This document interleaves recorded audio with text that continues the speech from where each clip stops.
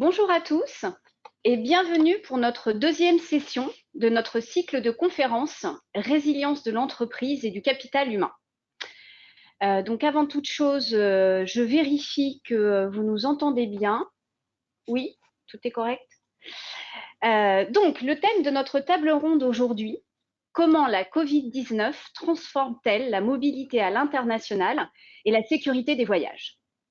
La crise sanitaire a fortement impacté les voyages et la mobilité internationale de par son ampleur et les mesures restrictives instaurées par les gouvernements. Alors que chez International SOS, nous assurions la surveillance en temps réel de 2,5 millions de voyageurs, nous n'en comptons aujourd'hui plus que 700 000 qui n'ont pas renoncé à inspecter une usine au bout du monde, à rejoindre une plateforme pétrolière, visiter un fournisseur ou un client. 30% des déplacements habituels du personnel de grands groupes ou d'entreprises de plus petite taille, d'ONG, de compagnies aériennes, mais aussi de diplomates ou de militaires sont encore effectués. Et ceci est confirmé par les statistiques des aéroports. Vous avez certainement lu la dernière statistique d'ADP avec une chute du trafic pour 2020 attendue à 65%. Donc dans cette situation, comment protéger ces employés en mission ou en déplacement essentiel? Comment les dispositifs de sécurité ont-ils évolué et aussi vont-ils évoluer pour répondre à la nouvelle normalité imposée par cette crise? À travers notre panel aujourd'hui, nous bénéficierons d'un partage d'expériences variées et complémentaires de professionnels de la sécurité et du voyage dans le secteur de l'industrie, de la grande distribution et du voyage d'affaires. Donc, comment va se dérouler la prochaine heure? Un format d'interview de 45 à 50 minutes, suivi de questions-réponses par vous, les participants de la table ronde, via le chat de la plateforme GoToWebinar. Donc, aujourd'hui, avec moi, 3 intervenants. Donc, je commencerai tout d'abord par Olivier Jacquet. Bonjour, Olivier Jacquet. Oui, je suis donc le directeur sûreté d'Air Liquide. Air Liquide, c'est un groupe industriel présent dans 80 pays avec 68 000 collaborateurs sur plus de 3 000 sites. Voilà. Très bien, merci. Thierry Yvon. Bonjour, je suis Thierry Yvon, je suis le directeur de la sécurité du groupe Carrefour. Carrefour qui est présent dans une quinzaine de pays avec 400 000 collaborateurs au niveau de l'ensemble de nos opérations. Merci Thierry. Et vous, Arthur Vernet. Bonjour Arthur, je suis Arthur Vernet, donc je représente Agentia, filiale d'affaires du groupe Expedia, plutôt en tant que fournisseur, et je suis Global Sales Manager chez Agentia. Merci à tous. Et de mon côté, donc je suis Caroline André, directrice générale d'International SOS pour l'Europe du Sud. Donc commençons par une première question. Aujourd'hui, comment définissez-vous la mobilité à l'international au sein de votre organisation? Olivier, de votre côté, chez Air Liquide. Alors pour Air Liquide, aujourd'hui, la mobilité internationale est réduite à sa plus simple expression puisqu'on ne voyage plus. Donc on a mis en place une travel restriction dès la fin janvier pour tout ce qui était interne à l'Asie et puis vers l'Asie, depuis l'Asie. On a étendu ça au monde, enfin à l'Europe puis au monde fin février. Et donc depuis fin février, il y a un travel ban universel. On l'a reconduit il y a quelques semaines jusqu'au début de l'année prochaine, donc jusqu'au 1er janvier en théorie. Pas de voyage. On a un système dérogatoire, bien sûr, qui permet à certains voyageurs, pour certaines raisons dont on pourra peut-être reparler, de voyager. Voilà. Et puis, il y a la gestion de quelques cas d'expatriés également qui viennent là de façon un peu exceptionnelle. Mais sinon, pas de voyage pour encore 2 mois. D'accord. Et vous, Thierry? Donc, nous, c'est à peu près la même chose. Hein. On a un travel ban qui a été émis en février-mars, avec des dérogations qui sont sur 10 travel essentials, qui sont autorisés, ça on en parle un peu plus tard. On a quand même quelques déplacements limités pour les expats à repositionner dans certains pays. Sinon, tout est à l'arrêt.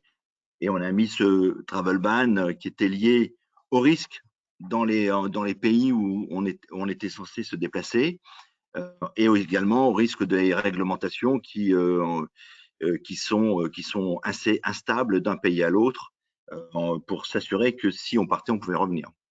Oui, très bien. Et vous, Arthur, donc vous avez réalisé une étude récemment sur ce sujet, justement. Pouvez-vous nous partager les principales tendances? Effectivement, le but pour nous, c'est de savoir comment se positionnent nos clients pour préparer une éventuelle reprise. Donc, on a tiré plusieurs enseignements de cette étude. Premièrement, on a vu qu'on a énormément de télétravail qui a été mis en place chez nos clients et qui prévoit de le garder en place dans le futur, même si demain tout réouvre. On a près de 55% de nos clients qui estiment que le télétravail va prendre une place importante dans le futur, donc moins de déplacements. Ça, c'est des premières étapes. Après, on a énormément de clients aussi qui ne se déplacent plus tout simplement parce qu'il y a des restrictions gouvernementales. Ça, c'est la première étape. Et on voit aussi que on a gardé, en France notamment, une reprise sur le train, hors période de confinement, effectivement, parce que bon, là, on vient de rentrer dans une période de confinement, donc effectivement, tout cela, c'est à prendre avec philosophie. Mais pour le coup, on a eu toujours une reprise en France, sur le train notamment, par rapport à d'autres pays qui ont un maillage national qui est moins important. Donc c'est encourageant d'un certain point. Même si sur notre secteur, on estime qu'on n'aura pas un retour à la normale d'ici 2-3 ans sur les déplacements pro, même quand les choses vont revenir à la normale et qu'on aura une annonce de vaccin, par exemple, comme on a pu avoir hier et qui apporte un peu d'espoir pour ce secteur.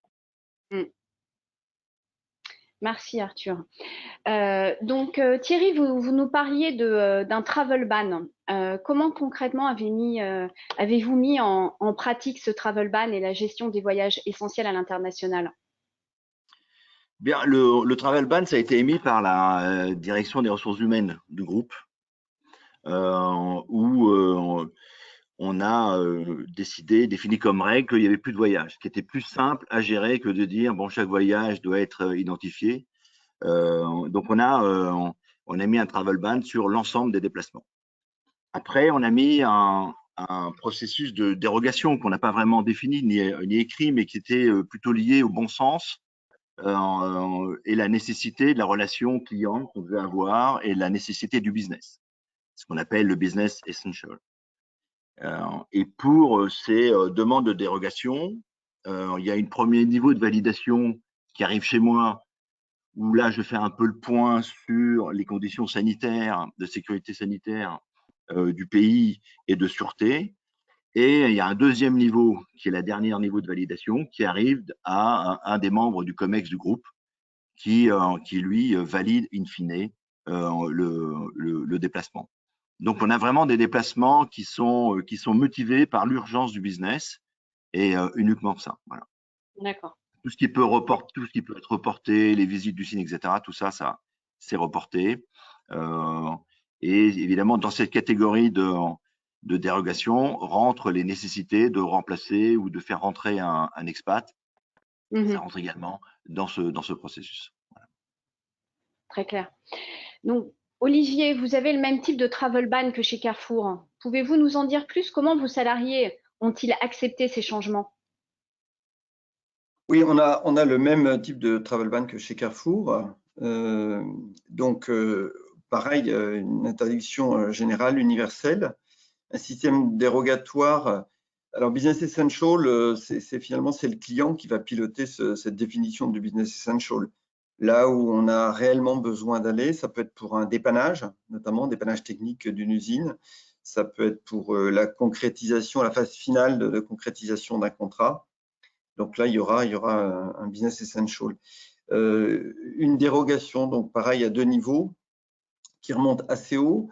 Les collaborateurs, naturellement, ont été surpris au début, surpris et puis déçus parce que l'habitude de voyager facilement, donc tout ça s'est grippé. Mais assez vite, en voyant ce qui se passait autour d'eux, parce qu'on a tous des amis ou des parents qui voyagent et qui sont pris dans les mêmes contraintes. Donc, les gens ont compris et on s'aperçoit qu'on a de moins en moins, ça fait déjà quelques mois qu'on n'a plus à gérer de dysfonctionnement ou de désaccord sur ces histoires de business essential. Chacun travaille raisonnablement et puis ça se fait finalement bien. Le process est assez fluide avec l'agence de voyage et puis la petite équipe parisienne qui de temps en temps fait le juge de paix. Voilà. Très bien. Et Olivier, alors pour ces voyageurs essentiels, ces voyages essentiels qui sont certes rares, mais qui peuvent se produire, quels moyens avez-vous mis en place pour protéger et rassurer ces voyageurs? Alors, on a déjà un certain nombre de moyens qui sont comme dans pas mal de sociétés, hein, des fiches pays que nous avons, des liens avec les fiches internationales SOS, hein, les données, les informations que nous donne International SOS, le site, le tracker. On a aussi un site intranet de la sûreté. Donc tous ces moyens existent et je ne peux pas dire qu'on ait mis en œuvre de nouveaux moyens. On a plutôt mis en lumière ces moyens.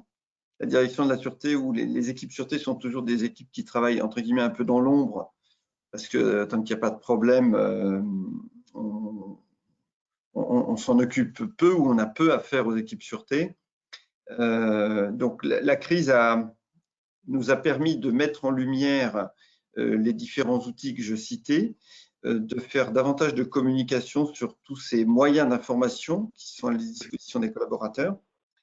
Et puis, la DRH qui pilote la crise a souhaité que toutes les informations qui se rapportent à la pandémie soient mises sur le site de la sûreté.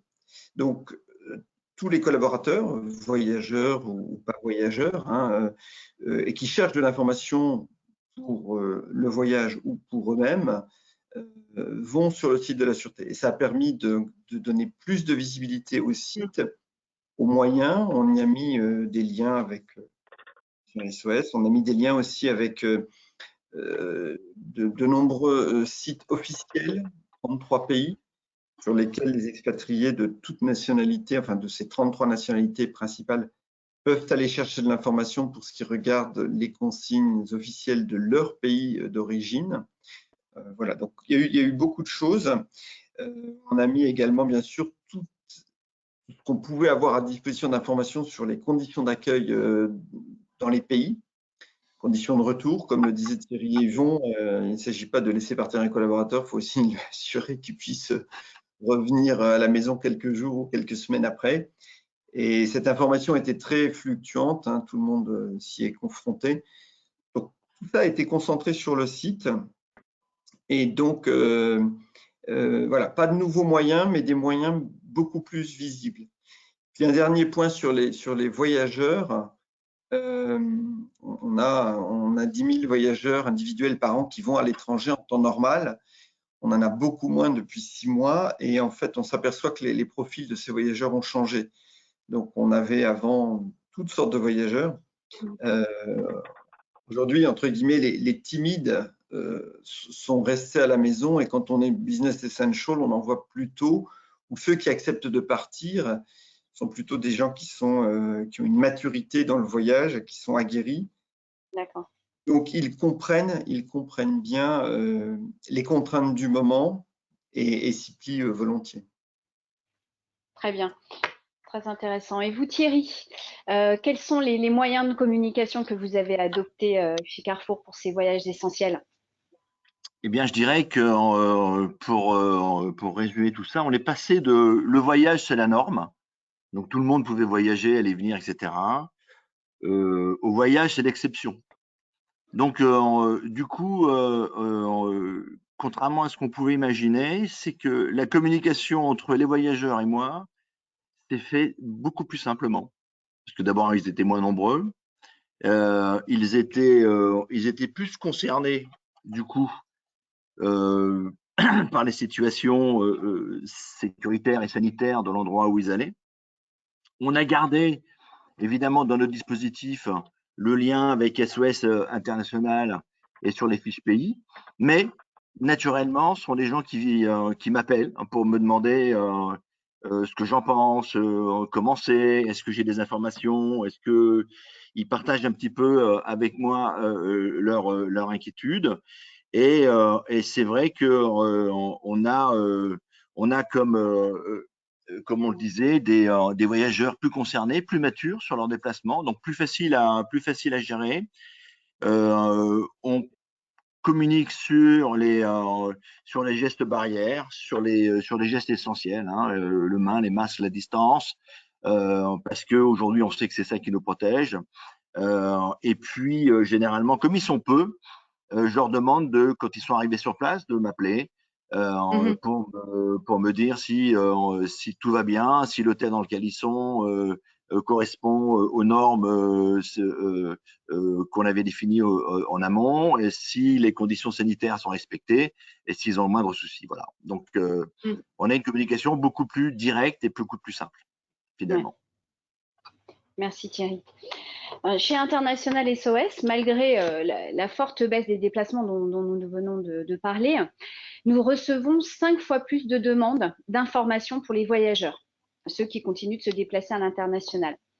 Arthur, de votre côté, quels sont les types de questions que vous posent actuellement les voyageurs? Comment les accompagnez-vous?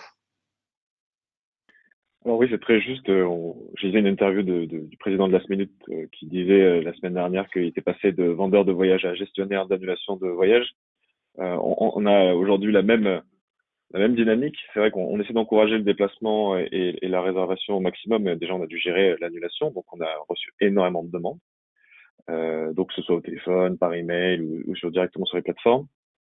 Donc clairement, les questions qu'on peut recevoir nous en tant que prestataire, c'est même que peuvent recevoir Thierry et Olivier. C'est est-ce que j'ai le droit de me déplacer? Quelles sont les formalités? Donc c'est ce niveau d'information-là qu'on doit donner, niveau sanitaire aussi. Donc on le fait, on informe, on conseille. C'est notre rôle aussi. Et en faisant ça, on espère encourager la reprise demain, parce qu'il va y avoir un monde d'après, dans le monde dans lequel on pourra voyager avec certaines restrictions et certaines règles. Donc on prépare ça, que ce soit au téléphone ou directement sur les plateformes. C'est ce qu'on fait au quotidien. Merci Arthur. C'est effectivement le même scénario qui se produit pour nos clients. Nous sommes appelés pour clarifier les règles sanitaires de dépistage, les procédures retenues par les compagnies aériennes. Certaines maintenant organisent des tests antigéniques, les formalités à l'entrée du pays, la possible quatorzaine et bien sûr l'ouverture des frontières. Mais chez International SOS, nous sommes aussi sollicités pour intervenir en cas d'urgence, pour des besoins notamment de rapatriement, et ce pour des expatriés malades ou en difficulté sanitaire. Donc, pour ces salariés qui résident dans un autre pays que le leur, Olivier et Thierry, comment accompagnez-vous la mobilité de ces expatriés? Commençons par vous, Olivier, chez Air Liquide. Alors, chez Air Liquide, on a 550 expatriés à peu près. Ça fait 1 millier de personnes avec les familles. Donc 550 expatriés de toute nationalité, naturellement, et dans pas mal de pays. On n'a pas eu de mouvement de panique. Hein. Que les gens, là où ils sont, n'ont pas souhaité rentrer. Il y a eu quelques exceptions pour des gens qui souffraient de pathologies anciennes, hein, et qui les mettaient à risque vis-à-vis du Covid. Mais on a eu très peu de cas de gens souhaitant rentrer. Par contre, on a différé certains retours d'expatriés qui devaient rentrer l'été et qui ne sont pas rentrés avec leur accord parce qu'il était compliqué d'envoyer quelqu'un nouveau. Et donc, on a eu aussi 1 ou 2 retours anticipés à cause de pathologies anciennes. Et là, il a fallu trouver un remplaçant. Mais globalement, ça n'a pas causé trop de soucis, à l'exception d'un épisode sur l'Afrique subsaharienne, là où il y a eu courant mai, je crois, avril, mai, juin, je ne sais plus très bien. Avril-mai, oui, fin avril, un certain nombre de troubles dans des pays qui incriminer les Européens de colporter et d'apporter ce virus. Donc, il y a eu 1 ou 2 situations qu'on a préféré gérer en anticipant un retour des familles pour éviter ça. On avait aussi le souci de la situation sanitaire du pays, c'est-à-dire de la capacité du pays d'accueil à gérer une situation, une pathologie qui serait devenue lourde avec le Covid. Et donc, on a anticipé 1 ou 2 mouvements pour éviter que dans ces pays-là, quelqu'un soit malade avec peut-être une incapacité de soigner les gens. Voilà. Et puis, il y a eu aussi, assez vite, la DRH a demandé à ce que soit mis en place dans la plupart des pays. Et il y avait la même chose au niveau des expatriés, donc une cellule d'écoute, appelons-la comme ça, qui permette de laisser les gens s'exprimer sur leur inquiétude, leurs besoins. Voilà. Il n'y a pas eu, il n'y a pas eu tellement de, ce qu'on en a dit, c'est qu'il n'y a pas eu tant de remonter vers cette cellule d'écoute, mais en tous les cas, elle existait, elle a permis la libre parole, comme on dit, pour pouvoir dire comment on se sent là où l'on est à l'autre bout du monde. Voilà. Et vous Thierry, chez Carrefour, hein, comment accompagnez-vous la mobilité de vos expatriés? On a une situation assez similaire à celle que décrivait Olivier, hein. On a un peu moins d'expats que chez Air Liquide, mais on n'a pas eu de vente panique de la part des expats sur place. Moi, je pense que d'une part, c'est parce que dans les pays où ils sont déployés, au moment où la pandémie a démarré, c'était l'Europe qui était impactée. Donc du coup, c'est pas comme si le pays dont on vient, d'où on vient, il se passe rien, et que dans le pays où on est, il se passe des choses terribles. Or, c'était un peu le contraire. Donc on n'a pas eu ce genre de problème. Ça a été, il y a eu une inquiétude normale, mais qui a pas, ça n'a jamais été transformé en panique. On a eu également des retards sur les transferts, sur les mutations. On a eu des retards liés au congé, mais tout simplement parce que c'était compliqué d'envoyer des gens en congé d'Asie, où ils avaient 15 jours ils avaient une quatorzaine à faire en arrivant en France, plus une quatorzaine à faire en arrivant dans leur pays. Donc tout ça, c'était un peu compliqué, donc on les a pas fait rentrer. Mais on n'a pas eu de complications par rapport à cette situation vis-à-vis de nos expats ou de nos compatriotes en contrat local. Merci Thierry. Olivier, pensez-vous que la mobilité internationale des expatriés subit la même baisse que celle des voyageurs d'affaires? Alors, chez Air Liquide, le nombre des expatriés sur une tendance longue donc est à la baisse. Il baisse régulièrement, doucement, simplement parce qu'on trouve les compétences, on trouve de plus en plus de compétences dans les pays dans lesquels nous sommes, et donc il y a de moins en moins d'expatriés.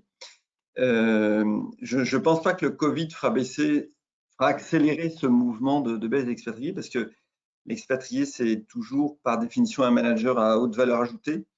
Et si on l'expatrie, c'est qu'on en a besoin dans le pays, dans la filiale, dans l'entité.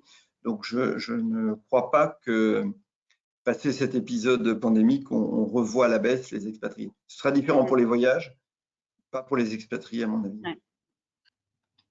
Oui, tout à fait. Chez International SOS, nous avons observé une nouvelle tendance que je voulais vous partager, qui concerne des demandes de voyageurs non expatriés pour des missions de plus longue durée, des missions allant parfois jusqu'à 3 à 6 mois à l'étranger, pour pallier au manque de personnel dans les filiales ou du fait des mesures de quarantaine imposant une durée de séjour plus longue sur place. Cela se traduit notamment au niveau de notre plateau d'assistance par des demandes de recommandations de logements de longue durée. Est-ce que de votre côté, vous avez observé ceci dans vos entreprises? Par exemple, Arthur, chez Egencia.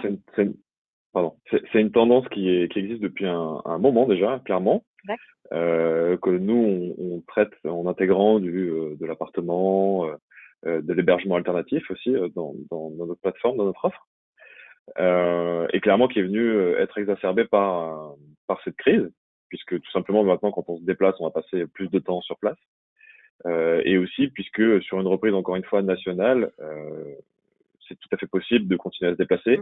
Donc on a eu une belle reprise sur l'hôtel de mai à septembre, octobre, quand les déplacements étaient permis. Donc clairement oui, c'est une tendance qu'on sent et qu'on traite chez nous. Et vous, Olivier? Est-ce que c'est quelque chose que vous observez que vous avez dans votre entreprise, chez Air Liquide? Alors, on n'observe pas de reprise sur ce phénomène, puisque c'est un phénomène qu'on connaît et qu'on travaille, notamment sur la partie chantier. Donc, on a une division qui réalise des chantiers de construction d'usines, avec des chantiers qui durent en moyenne 1 an et demi. Et donc, on a sur ces chantiers ce qu'on appelle les missionnaires, qui sont entre l'expatrié et le voyageur, et qui vont rester travailler en back-to-back par 6 semaines. Donc, il y a sans doute eu des périodes de 6 semaines qui ont été rallongées sur certains chantiers parce que, pour comment dirais-je, amortir un peu mieux la quatorzaine au départ et à l'arrivée, mais on n'a pas eu réellement de nouveaux phénomènes. Par contre, sur ce problème des chantiers, ce qu'on a vu, c'est qu'on a quelquefois été bloqué dans nos déplacements par le fait que, à l'arrivée sur le chantier, donc dans un pays du monde, finalement, il y avait un confinement où il y avait des mesures de travail, de restriction du travail, qui faisaient que la main-d'œuvre locale ne pouvait pas accéder au chantier, ne pouvait pas travailler. Et donc, nos voyageurs, bien sûr, n'y sont pas allés. Voilà. Mais pas de phénomène nouveau sur ce sujet d'hébergement. Okay. Très bien. Donc, on a parlé des voyageurs internationaux, des expatriés, des missionnaires. Si on regarde maintenant la totalité des salariés d'un groupe, Thierry, chez Carrefour, est-ce que vous avez mis en place de nouveaux moyens pour renforcer la prise en charge de la santé et de la sécurité de vos salariés dans vos magasins à travers le monde? Wow. Alors, chez Carrefour, on a pris la pandémie de plein fouet comme tout le monde. Hein. Ça a démarré, le pic est arrivé en Europe au mois fin février, début mars. Et donc, nos magasins ont été impactés comme l'ensemble des populations. Ça a démarré en Espagne. Donc, ce qu'on a fait, c'est que très tôt, on a mis en place une vingtaine de mesures qui devaient être communes à l'ensemble des magasins dans le monde. Que la pandémie soit hyperactive ou que la pandémie soit balbutiante. Donc, on a mis en place ces mesures-là et on s'est assuré que ces mesures soient maintenues pendant tout le dispositif. Jusqu'à maintenant, aujourd'hui, l'ensemble des magasins Carrefour ont ces mesures communes. Ces mesures communes, c'est une vingtaine de mesures communes de distanciation, de communication, de gel de masse, etc., plus les mesures réglementaires qui sont que l'on doit appliquer en fonction des pays où on se trouve.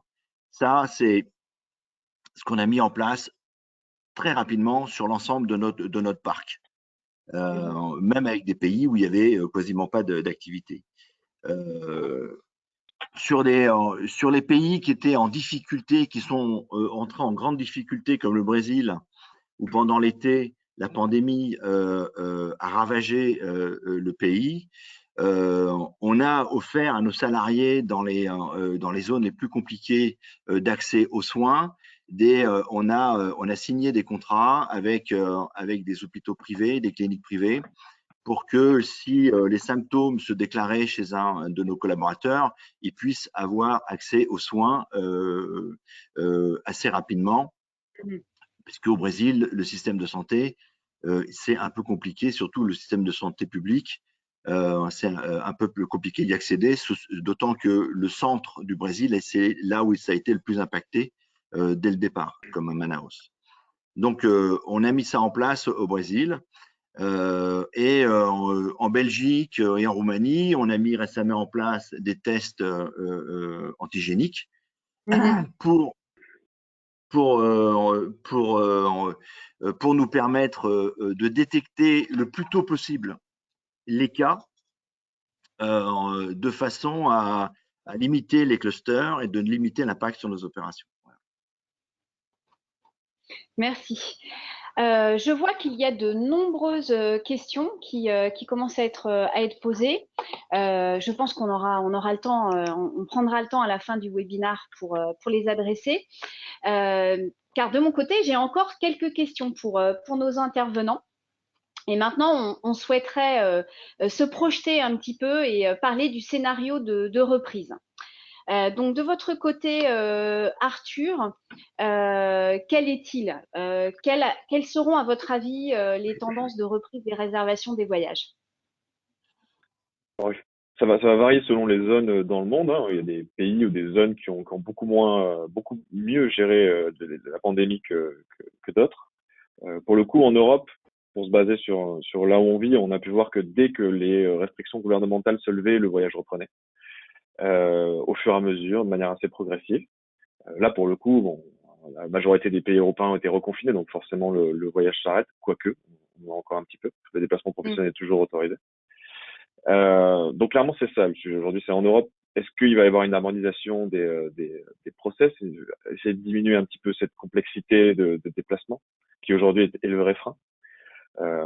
Et c'est aussi là notre challenge à nous en tant que TMC, c'est comment on fait pour accompagner ça auprès de nos clients. Parce qu'on peut voir que dans des pays qui sont déjà sortis de la pandémie, en Asie notamment la Chine, nous on a déjà un retour à ce qu'on faisait avant. Donc on a des niveaux de voyage qui sont pré-Covid dans ces pays-là. Après, encore une fois, c'est des pays qui ont beaucoup mieux géré l'épidémie, qui ont une stratégie différente. Mais pour le coup, c'est encourageant pour la reprise. Donc, c'est les tendances qu'on a. Tout à fait. Merci, Arthur. Olivier, à votre avis, quels sont les éléments clés pour vous permettre de décider de la reprise des voyages? Idéalement, c'est l'existence d'un vaccin et puis d'un vaccin ou d'un traitement certain. Alors après, de façon plus réaliste, je crois qu'en attendant que cela soit mis en œuvre, il faut qu'on puisse avoir une garantie, une grande assurance que dans le pays d'accueil, le voyageur puisse être pris en charge s'il était malade. Ça, c'est important parce que si on ne peut pas garantir qu'il n'attrape pas la maladie, il faut qu'on puisse le soigner. Donc ça, c'est l'assurance que le pays d'accueil est en mesure de traiter une pathologie grave pour notre collaborateur. Et puis, c'est aussi la clarification, un besoin de clarification des règles d'accueil aéroportuaire.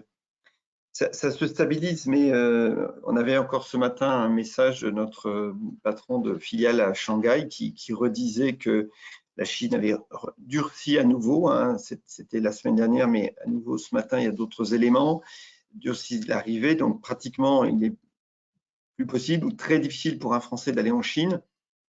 Ça, on ne veut pas qu'un collaborateur le découvre en vol ou à l'arrivée dans un aéroport. Parce que là, on le tiendrait confiné dans un pays ou dans des conditions qu'on ne peut pas, qu'on ne maîtrise pas du tout. Voilà, donc garantie sanitaire à l'arrivée, de prise en charge, le cas échéant, clarification des accueils aéroportuaires, et puis ensuite, je crois que ça se fera progressivement, l'arrêt du travel ban. Sans doute qu'on pourra voyager nous autoriserons des voyages vers certaines géographies, peut-être l'Asie, puisque c'est aujourd'hui là que la photo semble la plus claire, vers l'Asie, sous réserve qu'ils acceptent naturellement les voyageurs de différentes nationalités. Et puis, voilà. Néanmoins, indépendamment de la pandémie, moi je suis persuadé que les voyages ne reprendront pas avec le même volume que ce que nous avons connu il y a un an, parce qu'on s'est habitué à travailler sans voyager. Alors, ça plaît ou ça plaît pas, mais il y a quand même des habitudes qui ont été prises. Donc, je pense que pour des raisons de coût, notamment, les voyages ne reprendront pas de la même façon, même après le Covid. Merci Olivier. Et vous Thierry, qu'en pensez-vous? Eh bien, les éléments clés pour moi, il n'y en a qu'un seul, hein, c'est la fin de la pandémie.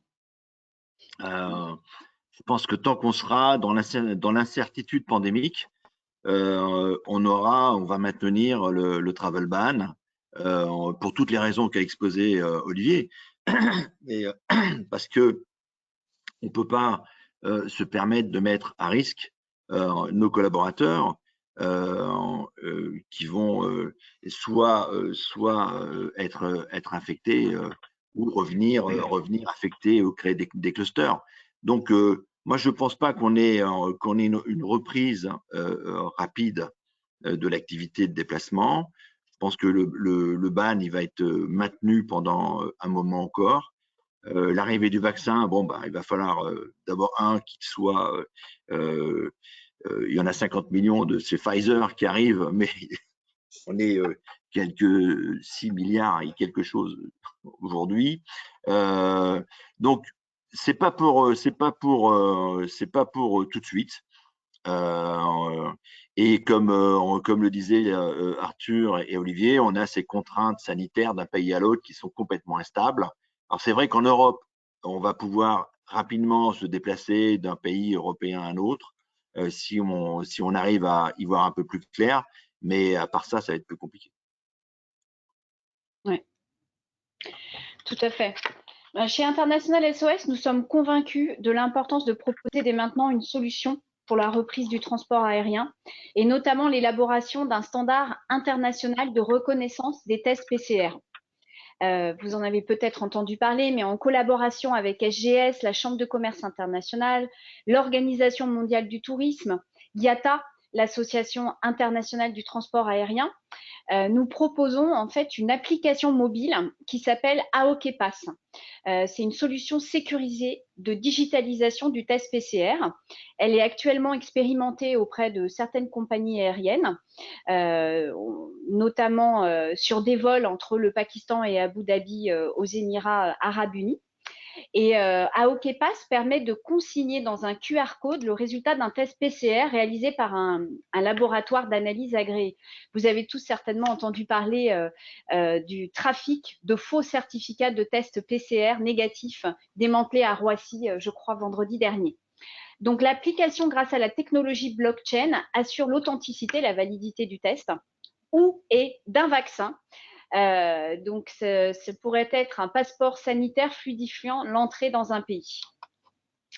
Donc, à suivre, nous ne sommes pas les seuls à proposer une solution de ce type-là.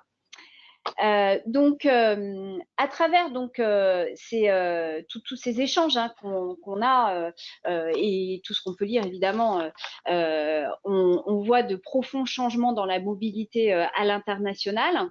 Vous y avez déjà partiellement répondu certains dans l'interview, mais pensez-vous que cette transformation va être durable, notamment dans vos organisations? Commençons par Thierry. Bien, alors, je pense qu'il y a un élément qu'a évoqué Olivier, c'est l'écoute.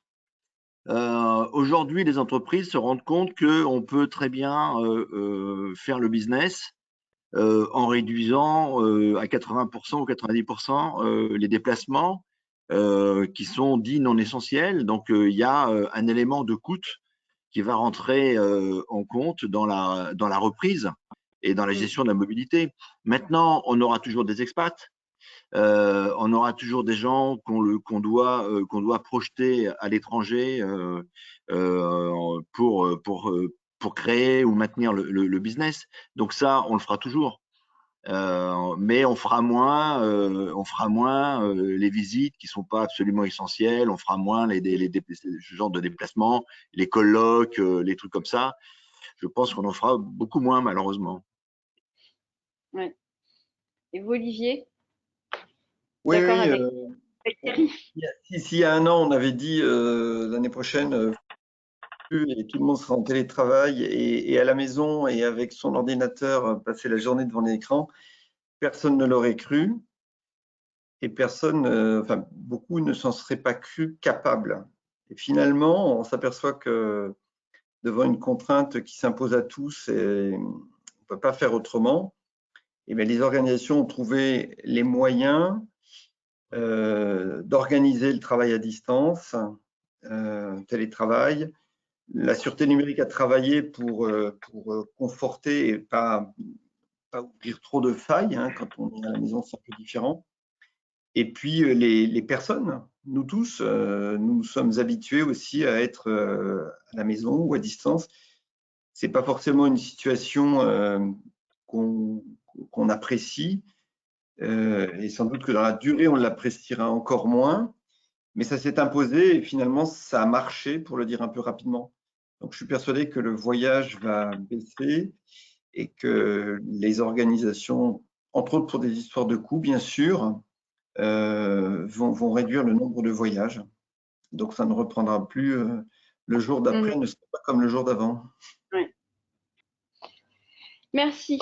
Alors, nous arrivons à la fin de cette première série de questions. J'ai une dernière question pour vous trois. Quels enseignements tirez-vous de cette crise? Arthur, à vous de démarrer. Pour nous, c'est deux grands enseignements. Parce que d'une part, on est et qui sont diamétralement opposés. Parce que d'une part, on est un des secteurs les plus touchés par cette crise. Donc, pour nous, c'est une crise à traverser déjà. Donc, comment on fait pour réinventer une entreprise qui a une croissance à 2 chiffres depuis 20 ans, depuis qu'on a été créé, et faire en sorte de traverser ça, sachant qu'on a très peu de réservations. Et encore une fois, en France, on s'en sort plutôt pas mal versus d'autres pays. Et d'un autre côté, ça nous a énormément conforté dans notre business model, notre approche. On n'a quasiment jamais été aussi actif commercialement. On a énormément d'entreprises qui se tournent vers nous parce qu'on est capable d'apporter quelque chose. Donc, on est vraiment entre ces deux eaux, entre comment on va faire pour traverser la crise et qu'est-ce qu'on met en place pour le faire, pour la traverser de la meilleure manière possible. Et d'un autre côté, entre guillemets, si vous me passez l'expression, mettre le paquet, parce qu'on sait que dans le monde d'après, même s'il va changer, et je rejoins Thierry et Olivier, on aura une carte à jouer parce qu'on aura réussi à traverser cette crise et qu'on aura énormément appris sur ce qu'on est capable de faire. Et encore une fois, des crises, pas de cette ampleur, ça c'est sûr, mais on en a traversé déjà beaucoup. Le business travel est énormément touché chaque décennie par une crise, donc on en a appris à chaque fois et on espère que ce sera la même chose pour celle-là. Oui, merci Arthur. Olivier, cher Liquide, quels enseignements tirez-vous de cette crise? Alors, on tirera tous les enseignements quand la crise sera derrière nous. À ce stade, pour moi, il y a deux enseignements. Le premier enseignement, c'est un sentiment d'humilité qui doit nous habiter, parce que finalement, on n'a pas, c'est mon métier, c'est notre métier avec Thierry aussi, de préparer des scénarios, imaginer des crises, imaginer des plans de gestion de crise. On a imaginé beaucoup de choses, on a préparé beaucoup de plans et finalement on retrouve la moitié de l'humanité coincée chez elle à cause d'un petit virus. Les Asiatiques, ils sont davantage habitués, mais globalement, le monde n'y était quand même pas préparé. Et donc, voilà, on a beau mettre en œuvre tout un tas de moyens, on parle d'intelligence artificielle même, eh bien même l'intelligence artificielle ou l'intelligence humaine n'ont pas réussi à anticiper ça. Donc, il faut qu'on soit très humble face à l'avenir et face au scénario qu'on s'emploie à dresser en permanence. Le deuxième enseignement, c'est quand on est face à une adversité qu'on n'a pas vu venir, finalement, on s'appuie sur ses fondamentaux.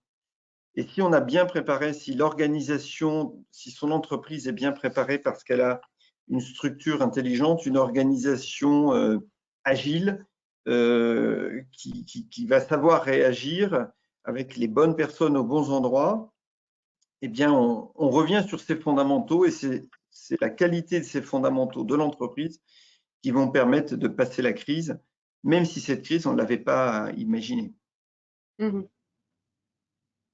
Merci. Et vous, Thierry?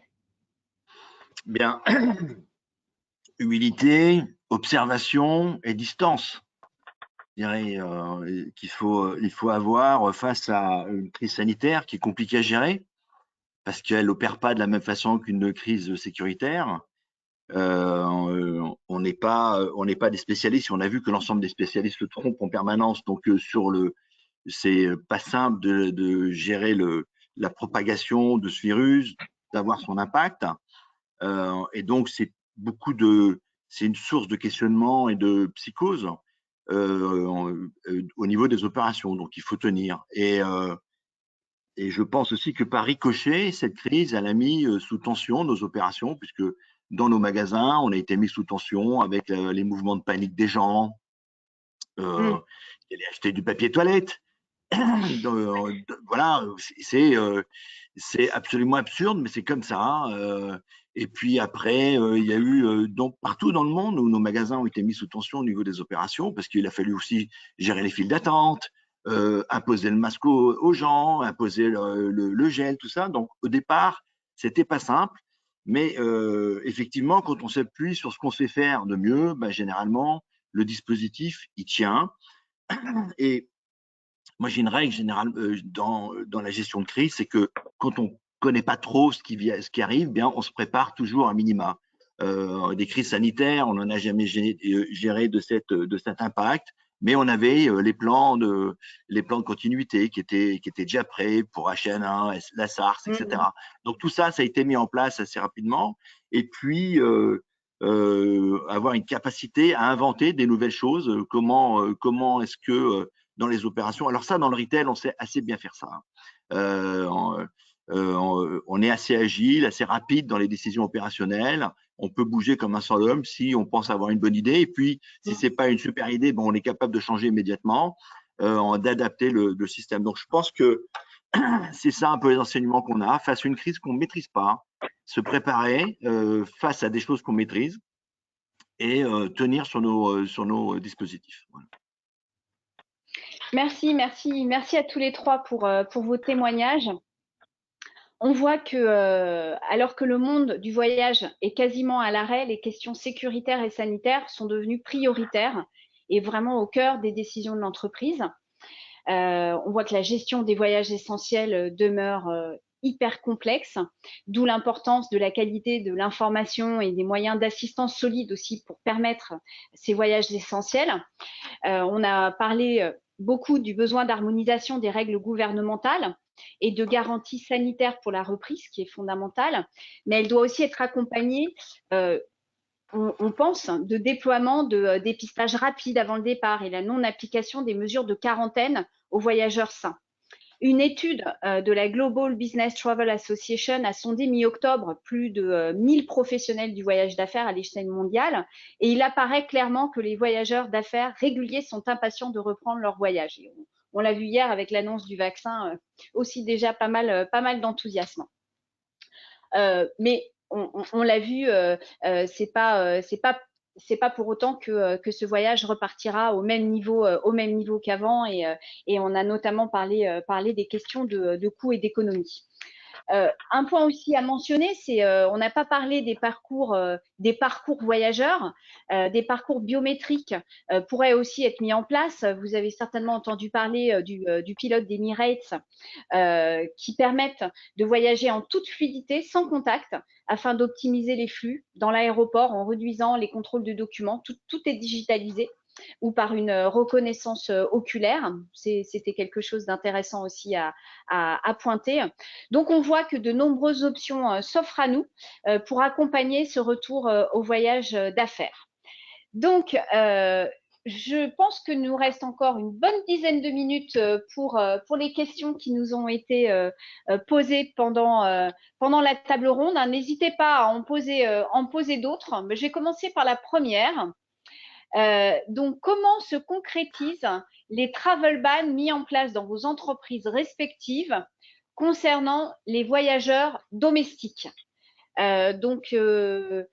Olivier, je vous laisse répondre à cette question. La prochaine sera pour Thierry. Travel ban domestique. Alors, dès le début, on a interdit de mémoire les voyages domestiques en Chine. Je crois qu'ils étaient d'ailleurs interdits par le gouvernement local. Après, le problème s'est posé en Europe et au fil de l'eau, avec les injonctions gouvernementales, donc on les a interdits également. Alors, comment ils se sont traduits? D'abord, avec de l'information, comme je le disais, sur notre site, où tous les voyages internationaux étaient interdits, que tous les voyages domestiques devaient être reportés autant que faire se peut.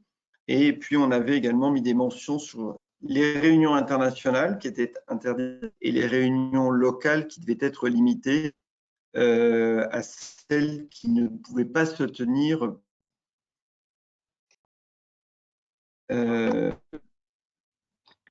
concrètement, le voyage en domestique, si je prends l'exemple de la France, par exemple en train, se fait par l'intermédiaire d'une agence de voyage qui avait la même consigne de ne pas prendre la commande, sauf système dérogatoire. Donc, il y avait un système dérogatoire au sein de la filiale qui a été appliqué de la même façon. Merci. Qui a été bien appliqué, les gens ont assez vite compris, d'autant plus que les confinements sont arrivés très vite et pour englober un petit peu tout ça. D'accord, merci Olivier. Alors, cette fois-ci, j'ai une question pour vous, Thierry. Avez-vous analysé les risques de couverture d'assurance pendant la pandémie, prise en charge, rapatriement? Et est-ce que cela va avoir un impact sur la reprise des voyages à partir de 2021? On n'a pas de surcoût de rapatriement puisque tous nos expats sont couverts par une assurance rapatriement. Donc, on n'a pas un surcoût là-dessus. Et puis, ça sera pas non plus un critère de reprise ou non des déplacements. Ça. D'accord, très bien. Maintenant, une question pour vous, Arthur. En plus de la situation Covid, qui a généré des problèmes de réputation pour les grandes entreprises, est-ce que les aspects RSA commencent à avoir un impact sur les voyages d'affaires? RSE, oui. Oui, Ben, oui. c'est la question que j'avais posée. Oui, alors bon, c'est vrai que du coup, c'est une question qui en ce moment a perdu un peu de son importance, mais on en entend énormément parler, nos clients nous renvoient énormément cette question. C'est une tendance, on va dire, qui est suivie, qui est une tendance globale, mais qui s'applique au voyage. Donc oui, je confirme, c'est une tendance qui est très présente, sur laquelle on travaille beaucoup, les rapports CE2 qui sont devenus obligatoires, la notion de alors je l'ai plus en français, pardon, mais de sustainable pour les hôtels, par exemple, c'est quelque chose qu'on nous demande énormément, et sur lequel on a énormément travaillé pendant cette crise, notamment, puisqu'on a eu effectivement beaucoup plus de temps pour gérer ce genre de sujet, puisqu'on avait beaucoup moins de réservations à traiter. Très bien, merci Arthur. Alors, on a une question. Que faites-vous pour gérer le stress des collaborateurs, collaboratrices?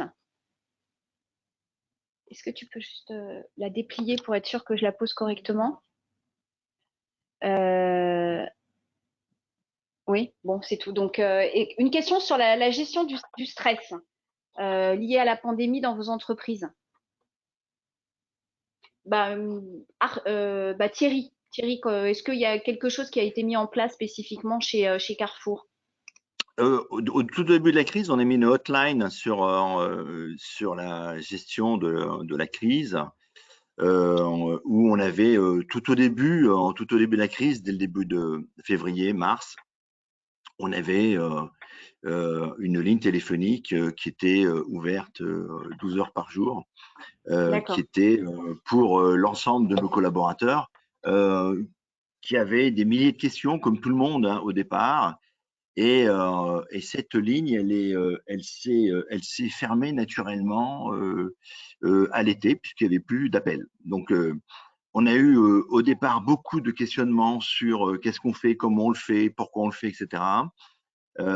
Et puis, peu à peu, les collaborateurs ont bien compris qu'on faisait beaucoup de choses en termes de communication dans les magasins, sur le lieu de travail, les masques, les gants, le gel, les distanciations sociales, on répétait tout ça, qu'on contrôlait tout ça en permanence. Et donc, du coup, et avec la communication 24 heures sur 24 autour de la Covid, cette ligne est apparue peu à peu inutilisée. Voilà.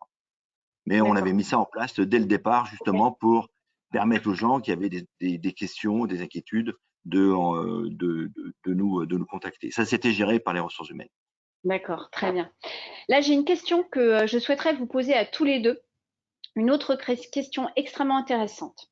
Donc, je vais vous la lire. Est-ce que la coopération entre la direction de la sûreté et la médecine du travail a été renforcée?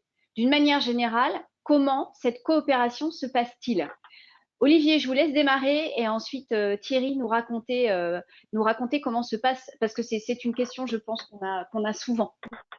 Thierry va préparer sa réponse parce que pour moi, ça va être rapide. Ah. Malheureusement, la médecine du travail, je vais dire un peu rapidement, il faudrait que ce soit détaillé s'il y a un médecin du travail qui veut en discuter avec moi, mais on l'a pas trouvée très coopérative. Voilà, pour le dire un peu vite. Pourquoi? Alors, d'abord, nous n'avons que sur peu de sites des médecins à nous, entre guillemets. Hein, donc, on travaille plus avec des prestataires.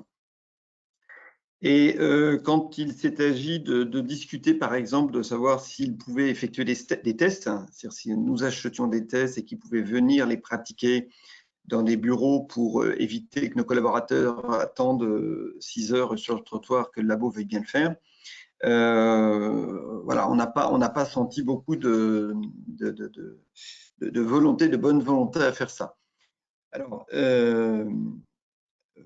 voilà, et il y avait une autre idée que je voulais évoquer sur la médecine du travail. Par contre, oui, c'est ça. Par contre, nous avons, de par nos activités santé, des médecins de l'entreprise qui sont experts, mais là, c'est plus côté professionnel et dans la relation avec le marketing. Et ce sont notamment des pneumologues, puisqu'on travaille sur les insuffisances respiratoires avec l'oxygène. Donc, on a plus trouvé d'appui en interne, d'appui technique, de soutien technique en interne avec nos médecins. Je peux d'ailleurs témoigner qu'il y a eu un très bon échange avec le docteur Guibert, que j'avais sollicité une fois pour échanger avec notre médecin, très intéressant. Voilà. La médecine du travail, on n'a pas beaucoup travaillé avec eux. D'accord. Et vous, Thierry, chez Carrefour? Eh bien, nous, la relation entre la médecine du travail, ça a été mené via les ressources humaines qui gèrent ça en direct. Et moi, je dirais par contre que au niveau de la sûreté, les ressources humaines, on a eu effectivement beaucoup plus le temps, les moyens de coopérer sur la gestion de cette crise, tant au niveau de la partie réglementaire, obligations de l'employeur, que sur la partie opérationnelle qui est plus chez nous. Voilà. On n'a pas développé de relations particulières avec les médecins du travail, mais via la direction des ressources humaines, on a beaucoup plus coopéré qu'auparavant sur la gestion d'autres crises, et c'était très intéressant à faire avec ce service. Très bien. Eh bien, une dernière question pour cette table ronde. Pour Arthur, avez-vous constaté que les voyageurs sont plus à l'aise avec des solutions de type Airbnb et moins dans les grands hôtels? Trop de croisements, densité. Oui, c'est une tendance qui est déjà assez répandue, on va dire, notamment avec l'arrivée des dernières générations qui consomment plus facilement de l'hébergement type Airbnb, on va dire, donc de l'hébergement alternatif, plutôt que de l'hébergement classique. C'est quelque chose qui est déjà bien identifié chez nous. Après, de manière générale, oui, c'est des hébergements qui ont été mis en avant aussi pendant cette période, puisque sanitairement parlant, c'est plus simple, moins de contact avec les gens, plus de distanciation, moins d'espace partagé, etc. Donc oui, c'est on va dire des hébergements qui sont à la mode, si on peut dire ça, pendant cette période, qui correspondent à ce qu'on peut conserver comme déplacement professionnel. Très bien. Merci Arthur. Donc, nous arrivons à la fin de ce webinaire. Donc, je vous remercie tous les trois pour votre participation et l'intérêt de vos réponses.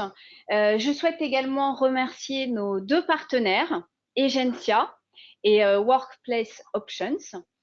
Et je vous retrouve pour la 3e session de notre cycle de conférences de 4 sessions. La 3e session sera lundi 16 novembre à 11 h.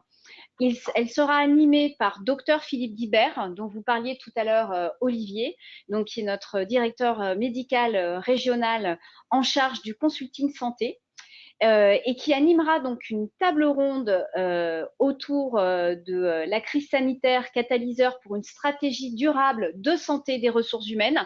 Je pense que l'avant-dernière question que nous avons reçue sur le travail intégré entre la direction sûreté et la médecine du travail est vraiment une bonne transition pour cette future table ronde. Et nous aurons la participation cette fois-ci de Safran, Geodis et Workplace Option. Merci à tous et à très bientôt. Merci, bonne journée. Merci. Merci.